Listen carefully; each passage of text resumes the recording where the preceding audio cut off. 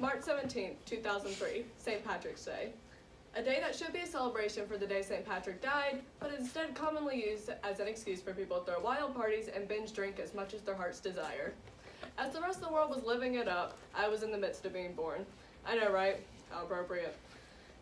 Not all the world was full of wild and raging decisions, however, at least not for George Bush at the time. This day, according to him, was about making peaceful decisions for our country, which at the time was at risk for joining Iraq and another possible Gulf War. Iraq at the time had amassed a large supply of nuclear weapons in which the UN, the United Nations, had attempted to persuade the Iraqi regime, the Iraq government, to disarm. Many other countries had tried to attempt to disarm the nuclear weapons by sending over threats and sending over another supply of weapons inspectors to try to get them to disarm, but that still did not work. The UN even had to send over threats to try to get them to disarm the weapons, but that still did not work. George Bush feared that since the Iraqi regime had a long history of being highly against Americans, we would be an obvious target for possible war. The power of all those weapons combined could kill up to hundreds of thousands of American citizens. Due to these startling statistics, President Bush decided that we should take a more peaceful route, in which he states, instead of drifting along towards tragedy, we should set a course towards safety. If the world were to keep up with President Bush's wishes at the time, the world could be more peaceful today. But we all know how that turned out. Thank you.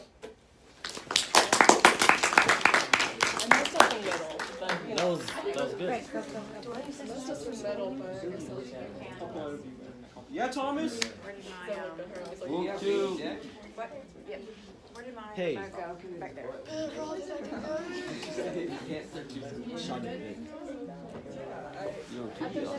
Thomas, you got this. You can cut the lights off also. I can do it for Thomas, you. at the end, say I'm Or a not. turtle.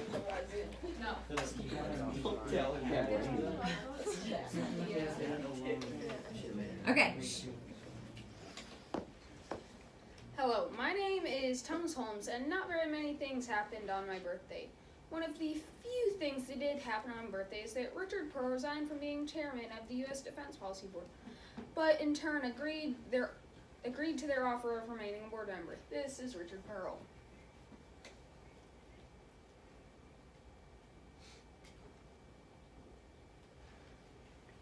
Another event that happened on my birthday is that the Afghan Deputy Defense Minister General, try saying that 10 times fast, Abdul Rashid Dostum created an office for the North Zone of Korea and appointed officials to it, which in turn defied the interim President Hamid Karzai's orders that there be no zones in Afghanistan. This is the Afghan Deputy Defense Minister General Abdul Rashid Dostum.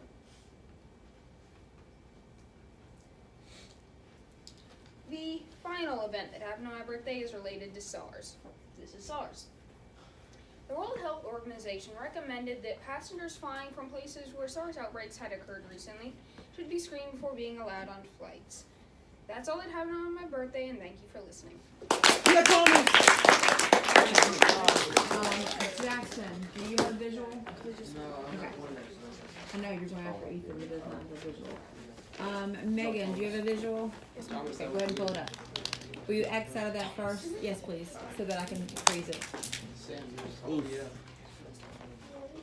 Yeah, right. Oh, wait. Okay. Using this makes sense. I know, I'm pulling it up. All right, sit. Quiet. Go ahead, Ethan. So, on July 29, 2003, I was born in Asheville, North Carolina. At the time I was born, we were on the way back to Tennessee from Virginia. And also what happened on July 29th, Fode Sanko died from a stroke in the hospital. He was the leader of a rebel group against the government of Sierra Leone, Africa. At the time, he was waiting for a trial overnight, and the country was under control of Joseph Momo. Yeah, the chief prosecutor said it gave him a peaceful end that he denied so many others. His wife was only the ever person really to give him a good word. Everybody knew him as a killer because between 50,000 and 200,000 people died in the 10-year civil war he started. People in Sierra Leone didn't like him and celebrated his death, but his wife said he was a good man and loved his country. He was arrested after his bodyguards opened fire on a crowd of protesters and killing 20 people. Now Sierra Leone is getting ready to have their third and hopefully peaceful election, and after this, the TRC, the Truth and Reconciliation Commission, is trying to better and solve these problems. Very good.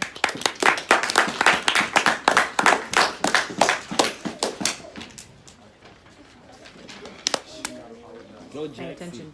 What's up, Mike? Hey, Jackson. So on June 14th, 2003, I actually shared the same birthday as Donald Trump, just different years. But on June 14th, 2003, at least 50,000 people were all in the streets of Seoul and other South Korean countries. They were voicing their oppositions against the United States for a variety of reasons. They were mostly angry about the reasons why they were in Iraq, in South Korea, because of their current war that was going on with Iraq. The planned demonstration took place. The planned presentation took place on a one-year anniversary of schoolgirls' death. The girls were killed by a U.S. Army minesweeping vehicle. The U.S. and Korean relations began to change a lot after that happened. Even with a crowd of 50,000 people, organizers had predicted way more. They were at least hoping for 1 million people to be there. However, it was still the largest turnout they've had. They were still able to show their anti-American sentiments very strong. In anticipation of the anniversary of the girls' death, the government issued statements urging against such public display of anti-Americanism. The U.S. military also held a memorial service for the girls' deaths. Thank you.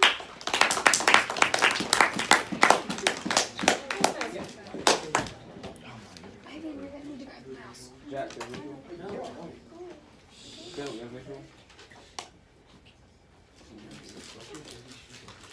On October 8th, 2003, I was born. I didn't want to, but I still had to. I was born in Raleigh at the Wakeman Hospital Institute. What had also happened on my birthday is that a 53-year-old unidentified woman was crossing the street in New York City and was struck and killed by a bus. Just imagine what that would feel like. You're walking home from the club, 12 a.m., and you're clutching your coat to your back as the cold, nippy air is getting to you. You're crossing the street, getting ready to go to your apartment when you see two bright, blinding white lights. As you feel unbearable pain as the bus comes in contact with your body, you can feel the windshield shattering against your skin and slicing it as much as it can. As gravity starts to pull you down, you can feel the bus's brakes start to deploy, as the wheels can have any turn of your body that it wants to break any bones that it wants. It could be your arms, your legs, your pelvis, and maybe even your head. As the tires are done tumbling you underneath the bus, you finally sputter out onto the street. As the bus frantically comes to a stop, and the bus driver immediately gets out of the bus, screaming and yelling for help, you lie there, mangled, bloody, and unconscious, waiting for help to arrive. Back to the story. The 25-year-old bus driver of a bus line 30 in New York City had struck her while he was turning the corner. He had said that he had not seen her crossing the street. As for police say that if you are crossing the street, you could in fact be in the bus's blind spot. In the end, the police driver was not in fact arrested, for police do believe that he was not under the influence of drugs or alcohol. Thank you.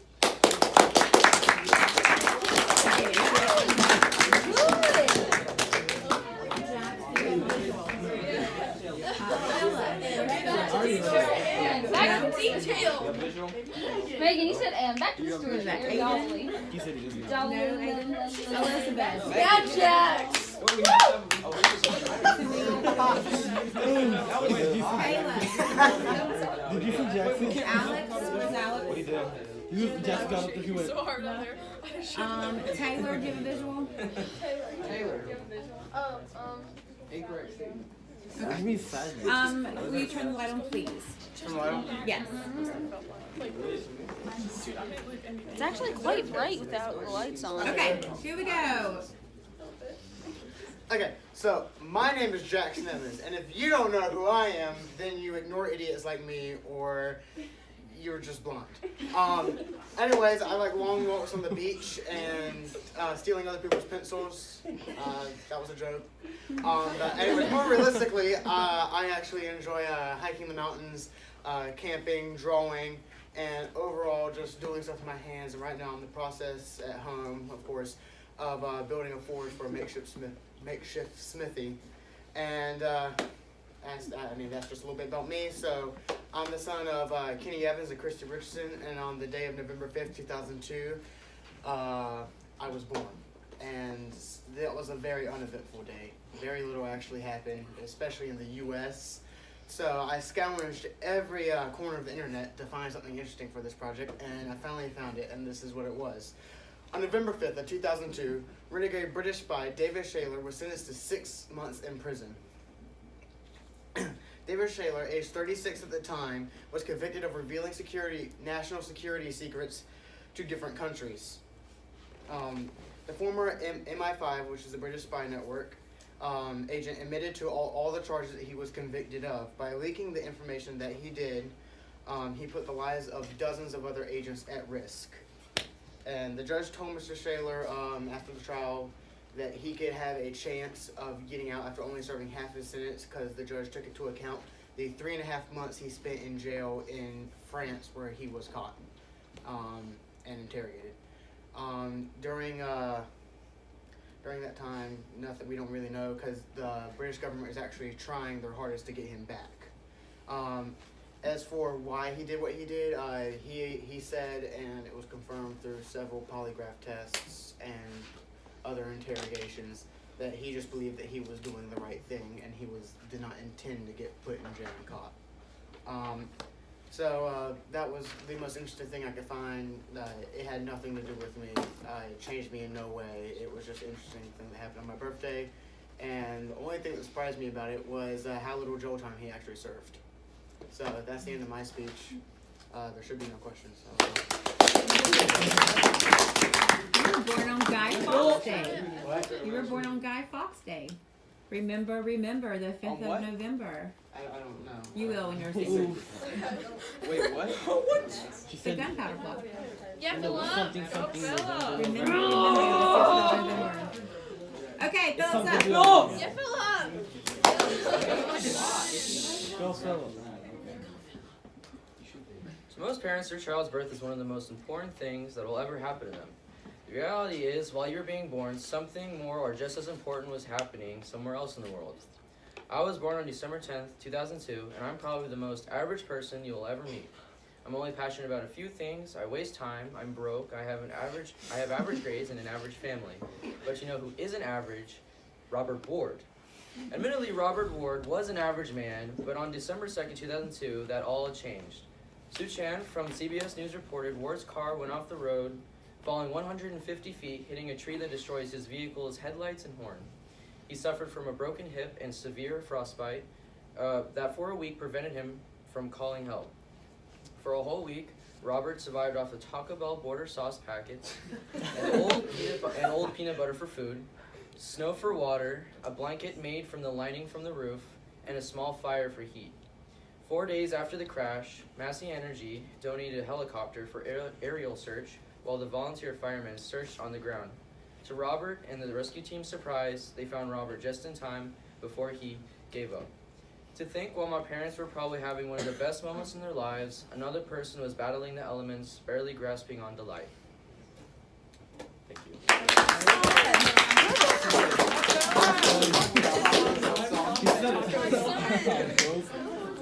Lesson for the day. Always keep Taco Bell border sauce in your glove compartment. Yeah, Aiden.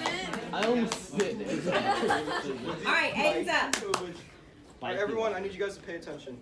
Alright. Okay. My name is Aiden Norrie, and I was born on September 26, 2003.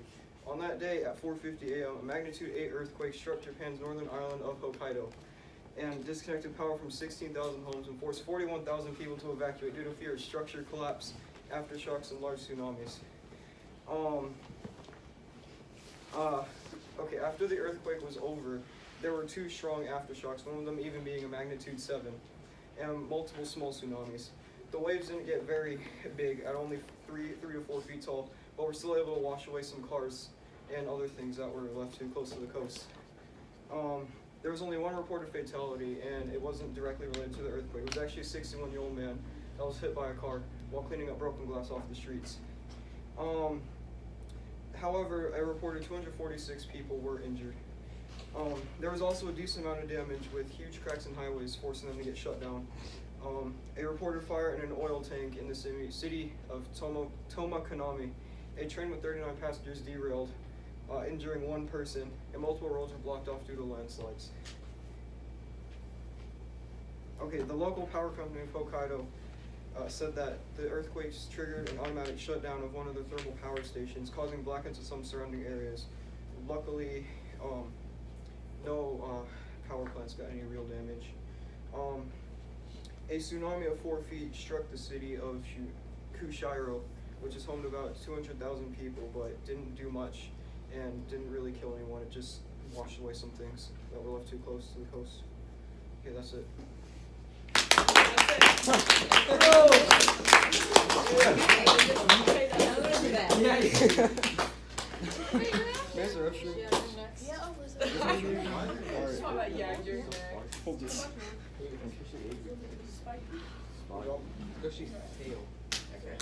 Okay.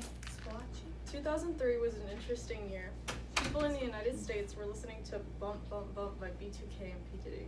Others were watching The Recruit. At the time, our president was George W. Bush. On January 28, 2003, he gave the State of the Union address to tell us about the country's improvements. It was a pretty good speech. I don't know if you watched President Trump's State of the Union address a few days ago, but it still didn't beat the amount of views George got. In Article 2, Section 2 of the United States Constitution, it states that, and I quote, "shall from time to time give to the Congress information of the State of Union and recommend to their consideration such measures as he shall judge necessary and expedient."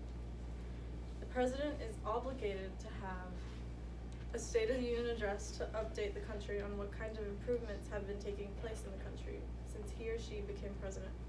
The Congress then judges the president to see if he's doing a good job or not. In former President George W. Bush's State of the Union address, he told the country about his suspicions of Saddam Hussein, the leader of Iraq that was being accused of trying to buy high-strength aluminum tubes that are for making nuclear weapons. He also bought very large amounts of uranium for an unknown cause. He never gave an explanation for these happenings. Later on was when the invasion of the U.S. in Iraq happened. It's important for us to pay attention to these announcements from the presidents. We have to keep up with the things that happen in the nation to keep ourselves and our families safe. Thank you. Very good.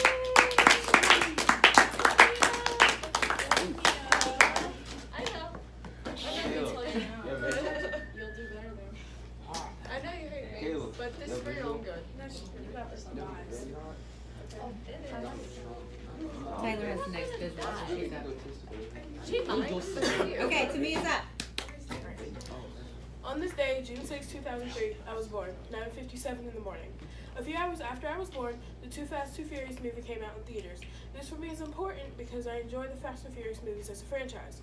One of the most famous actors from this franchise, Paul Walker, was my favorite in the movies. Walker was killed in a car crash in 2013 in a Porsche Carrera GT, which is a supercar. Also, a plane crash in Los Angeles happened on that day as well. The plane hit an apartment building in the Fairfax district of California. The building caught fire and one of the 4 people killed was believed to be the pilot. Lastly, one other thing that happens on my birthday is Memorial Day. Of course, not in North America, but in South Korea. They have this day in remembrance for the soldiers who died during the Korean War. Thank you.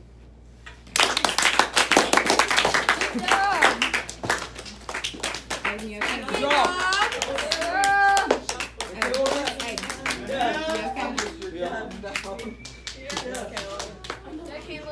Oof. Okay, Caleb's up. Caleb. My name is Caleb Rhodes. I was born in Clayton, North Carolina on September 5th. On my birthday, David Todd Wilkinson died. David Todd Wilkinson was born on May 9th, 1935 in Hillsdale, Michigan. He attended the University of Michigan and went into a profession of physical cosmetology. He is the most known for his being a world-renowned pioneer in cosmetology. He studied, background microwave radiation left over from the Big Bang, and he even got an award for his achievements there called the, look at this,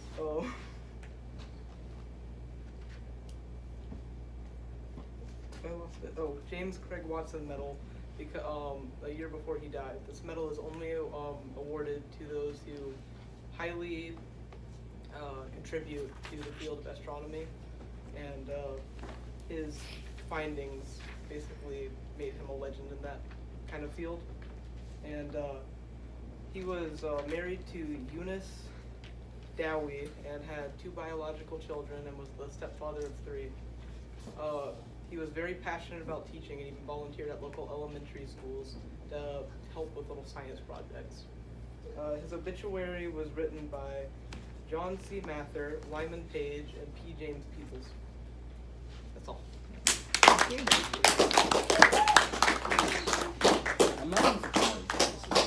Alright, Alex is up. So what happened when I was born?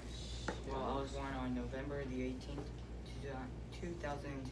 On this day, it was during the Iraq disarmament crisis. The Iraq disarmament crisis was between 1990 to 2003 and was a primary issue that led to the multinational invasion in Iraq on 2003. Before the Iraq disarmament crisis was an issue, Iraq was assumed to have been producing and making programs of biological and chemical, also nuclear weapons since 1980s. In 1981, their facilities were secretly destroyed by Israel.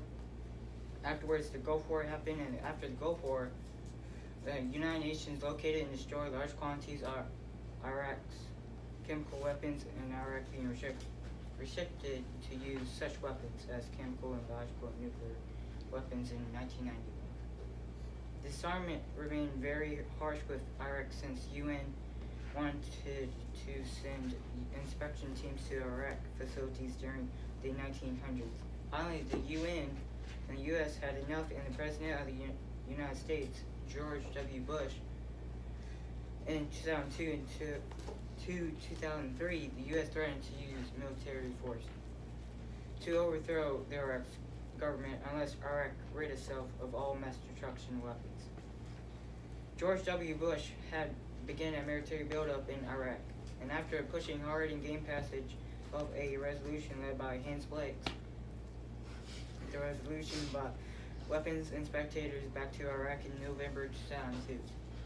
The inspection team saw was many chemical weapons that violated their restrictions against the United Nations. Later, Iraq agreed on the resolution on November 13, 2002. On November the 18th, 2002, my birthday, the UN resolution began in Iraq. Thanks.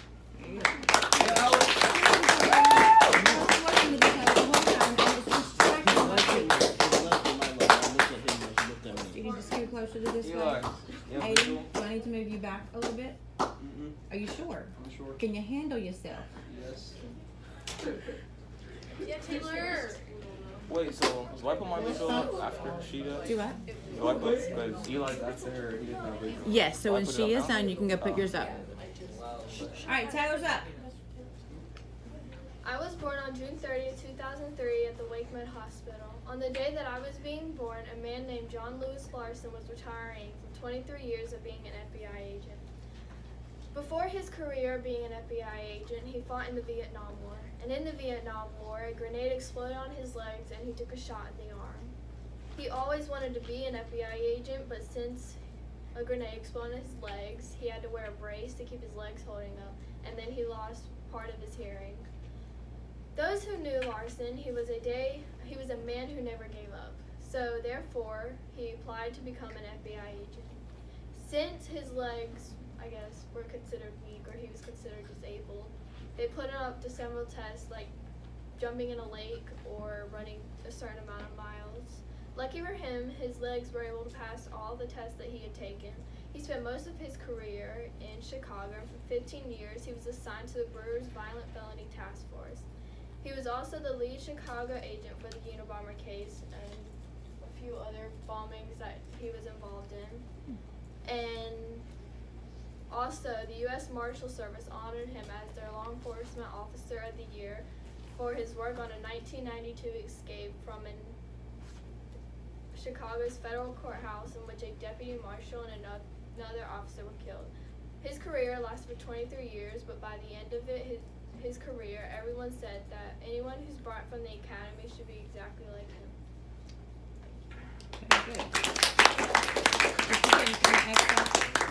There's a really interesting documentary on the case around the Unabomber, and I want to think there's a guy who plays that guy. There is. He looks like exactly Like him? guy. Yeah. Did you watch the documentary?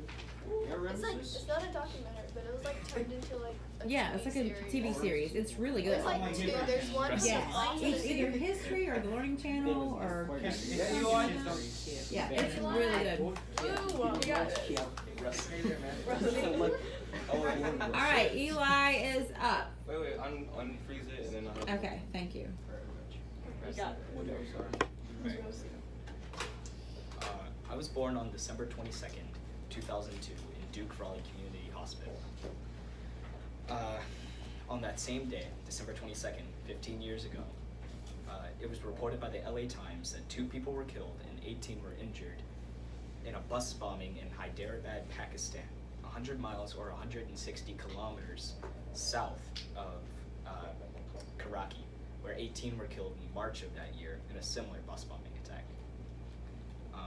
Police arrested 4 suspects, and I'm going to use this sheet of paper because I can't exactly pronounce their names or remember them that well. Riazuddin, Aziz Mubarak, Mohammed Kamran, and Abdul Rahman, who were part of an outlawed Islamic terrorist group called Jaish-e-Mohammed.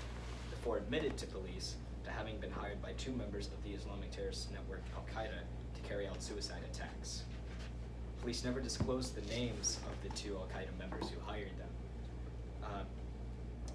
But what we do know is that they were hired out of a Middle Eastern country and given $180 to buy explosives in remote locations. The group also said that they and their gang stole an additional $3,350 in order to buy more explosives, with which they planned to blow up a bridge. Thankfully, the Eastern Karachi police caught them before any further damage could be done. Thank you. All right, Ramses is up. Are you ready? Oof.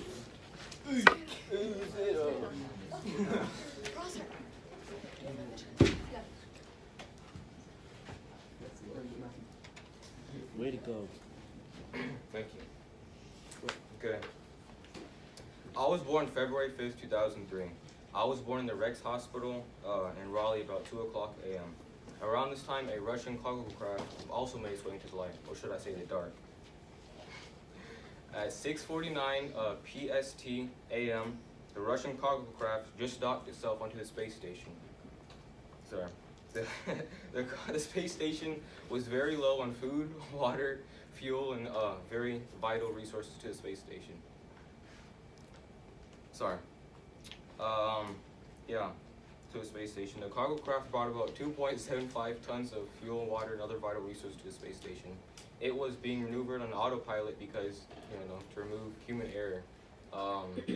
Yeah, the reason why they did that is because a while back there was something called the Columbia event. America had it, and basically it was a space station that flew up in the air. It exploded and a lot of people died. So yeah, the space station was also very hesitant to expanding. Well, NASA was hesitant to expanding the space station because each American shuttle can carry about 110 pounds of resources, while the Russians could only carry about 2.75 max. It's also, this side event also led Russia to be scared because NASA was saying that they were gonna temporarily unman it and ban it, I guess you could say, and leave it unmanned, and they didn't want that. So, that's it. 110. Jackson is over there in the back. Do you have your visual? No, I don't. Okay. Ramses, will you quickly just go X out of that for me so I can get that? Abe, do you have a visual? Do you have a visual? No. Avery, do you have a visual? Yes, ma'am. Okay, you may go ahead and, if you'll just exit, so that, or minimize it so I can freeze it. That was not cool. Okay, Savannah is up. Okay. On February 28th, 2003, I was born. My life's journey began, and I began to learn and grow.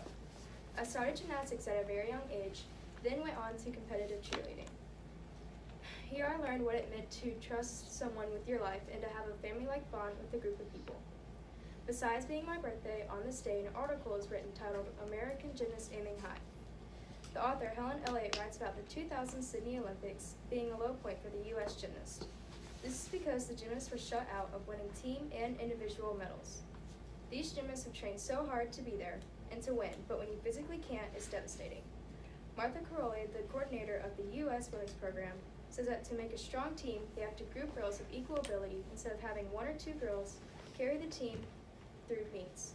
This eliminates pressure to catch up with your teammates, but instead there is pressure to try to be better than each other and pushing each other to be their best. Although I don't know a whole lot about gymnastics, I do understand how it feels to train hard and compete. In both cheer and gymnastics, every athlete's dream and ultimate goal is to win world championships, medals, and rings. And each athlete believes that their teams are capable of achieving these goals because it's what we train for. We practice several times a week and work hard to win, not to see your teams fail. Standing on that mat with everyone watching is one of the most nerve-wracking things I'll ever do. But once the music starts and the crowd starts cheering, your body takes over, and before you know it, it's all over. Being in such a dangerous sport, our safety is priority, but sometimes we get hurt. For example, Blaine Wilson hurt her shoulder and had surgery, yet still pushed through and competed. Personally, I fractured my finger and was not meant to do any stunting or tumbling for at least 2 weeks, but I did it anyways. In my opinion, a true athlete will push through any situation to support their team and teammates. Of course, there are certain situations where you physically can't practice, but you can at least show up to practices to support the team. Sports like cheer and gymnastics take sacrifice. We sacrifice our time to relax and spend time with our families, to be at the gym and train for long, hard hours. But even through it all, we are proud to be a part of something we can call our family.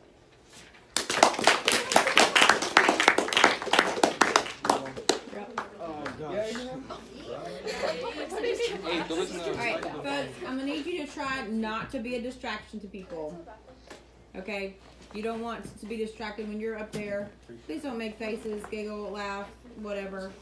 Just act like you got some sense. People seem to keep veering their eyes back towards you, so I don't know. Alright, you ready? I guess. Go ahead. Okay. So, on December 7th, 2002, I was born. Okay, can I restart? Okay. Okay.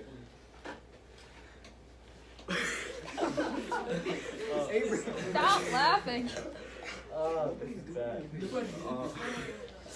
Alright, take a deep breath.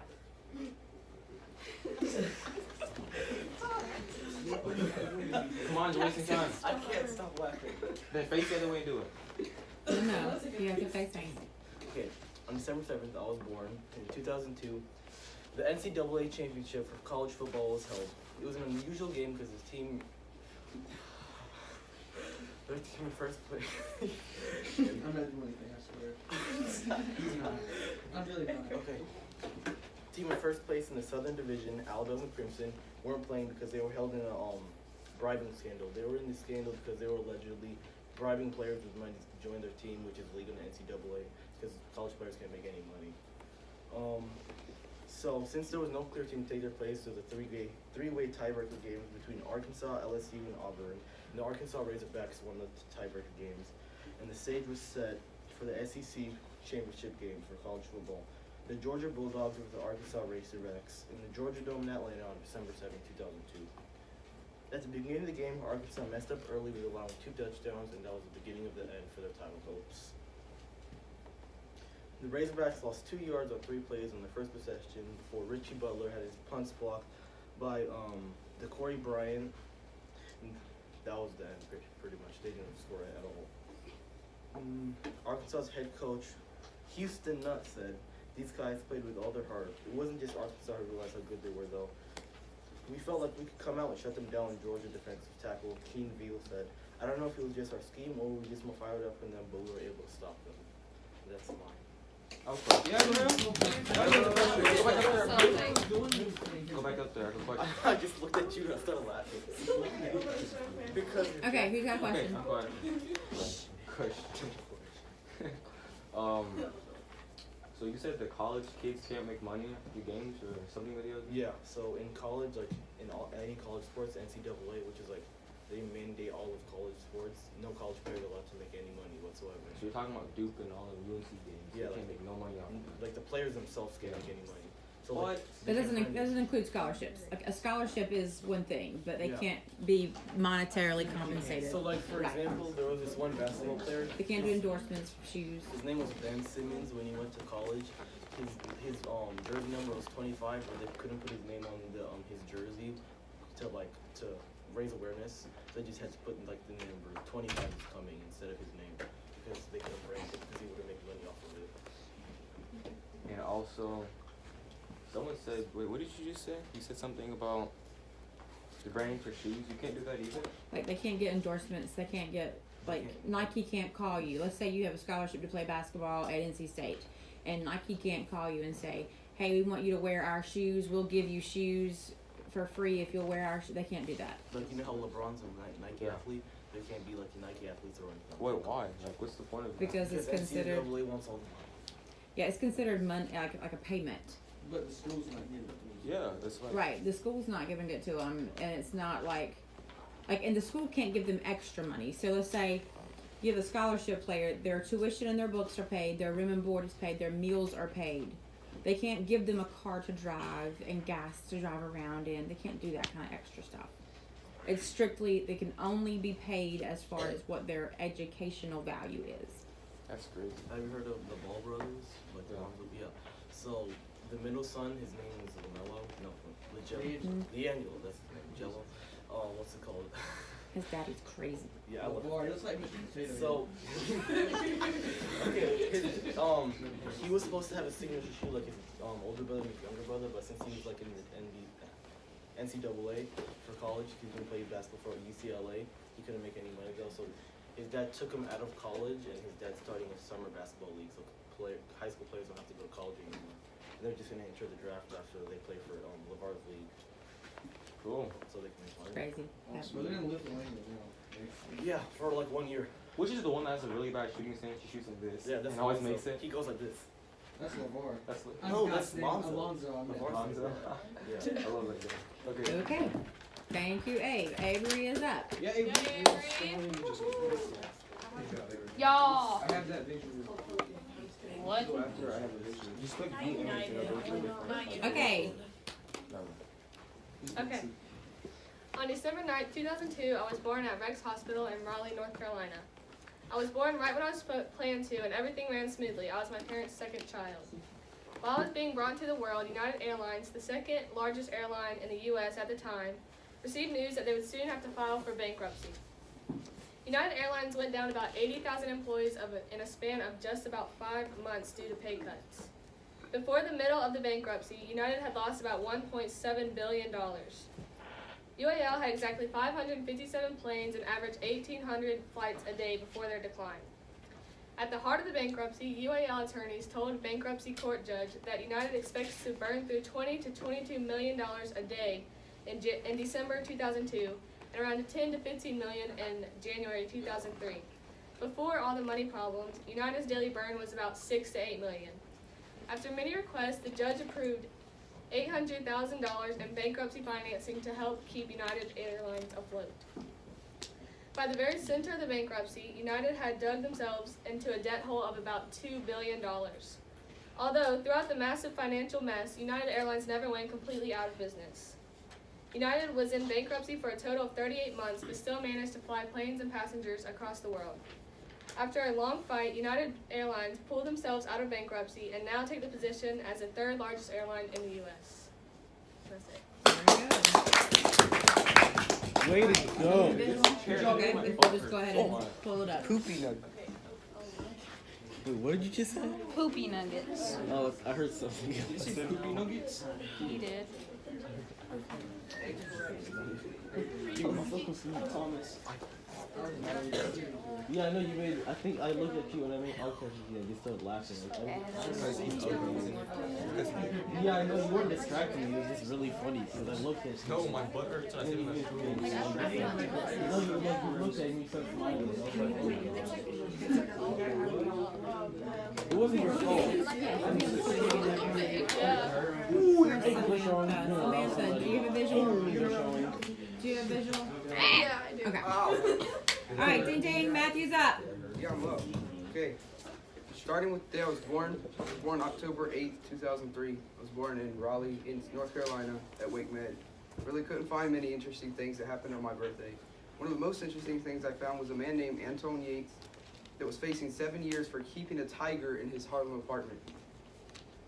Of course it is Harlem. The comment Yates made when he was found was, unfortunately, it all happened so fast. He, or the kitten as he called it, hid somewhere in the house, said Yates. I don't know if he's still alive. The tiger, which was a Siberian Bengal mix. Yates was charged with first-degree reckless endangerment and 2 misdemeanor accounts of possession of a wild animal. But in Yates' mind, he was protecting the tiger, saying, "I'm going to take care of his leg and mend his heart." He described it as caring for his mother because more people can relate to caring for their mother than they can a 700-pound tiger. Wow. He wanted to protect the tiger in any way. So when he was first found, after he was attacked by the tiger, he went to the hospital and said that he had been attacked by a pit bull. He learned the hard way why you don't keep a tiger hostage. The tiger ended up attacking him so viciously that he was rushed to the hospital. The funny thing is that after he was released from the hospital and appeared in court with a sling on one arm and his arm pronounced limp, the first thing he said was, "I want Ming back. I love you, Ming." Ming was the name of the tiger. I'm done. Oof. Not much of a learning event, it seems.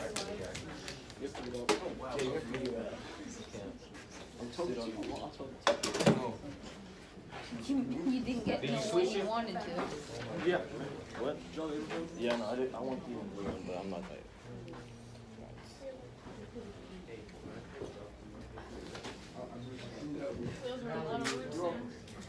Petrol-powered aerolite pulley.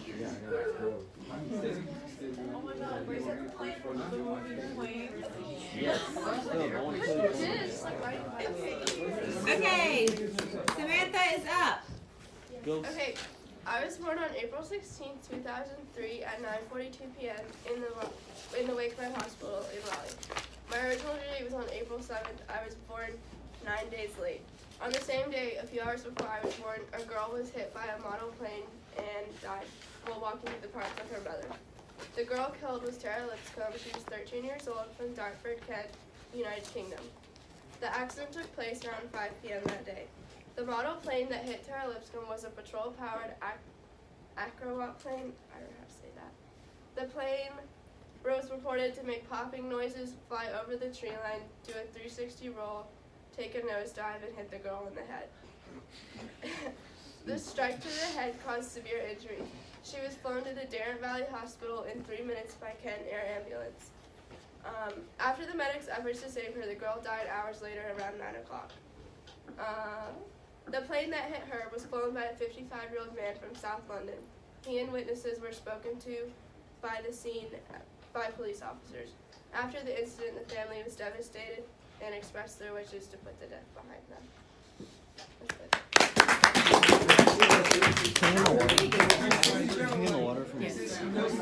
A petrol?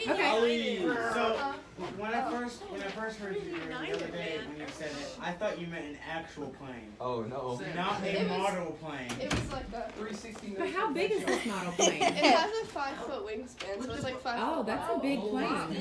Okay, so it's one of these bigger model planes. On Maui, you may have to log out of somebody else's account. You can X out of that.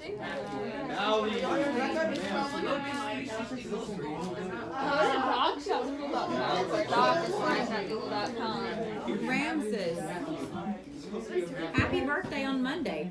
I didn't know it was your birthday. Wait, your birthday's Monday? It was last Monday. Oh, happy birthday. Oh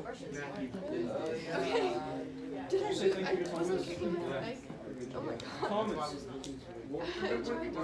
Yeah, you need to log out of Taylor's. Look how cute you are, Taylor. Look at you. What?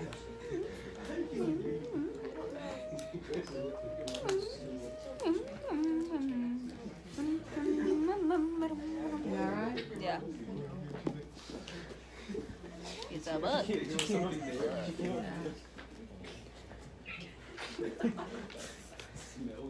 No. Pictures. You better hide those ankles, man. Yeah. You make some males feel some way.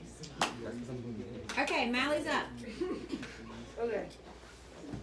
Well, first I'd like to start off some stuff that I like.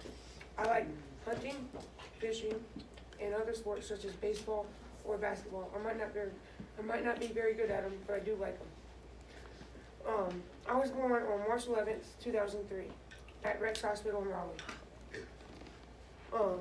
While I was being born, the family of Ivar Hansen, a politician, and he was Danish, a Danish politician. The family of Ivar Hansen was grieving his death. He was a politician in Italy. Ivar ran for and was elected to the Folketing. Another name for the Folketing is the Danish Parliament in English. Ivar was very famous at the time of his death. Another death that happened the day of my birth was an Irish author named Brian Cleave. Brian was the second of 3 sons, and his dad was also an author. Brian wrote 21 novels and over 100 short stories. A couple of his most famous books that he wrote are Cry of the Morning, The Far Hills, and 7 Mansions. Brian was also an award-winning broadcaster on RTE television. One more thing that happened near my birthday, actually a day before my birthday, was a British motorcycle racer. He died. His name was Barry Sheen. Nothing really much happened on my birthday. This is all I could find, and thank you.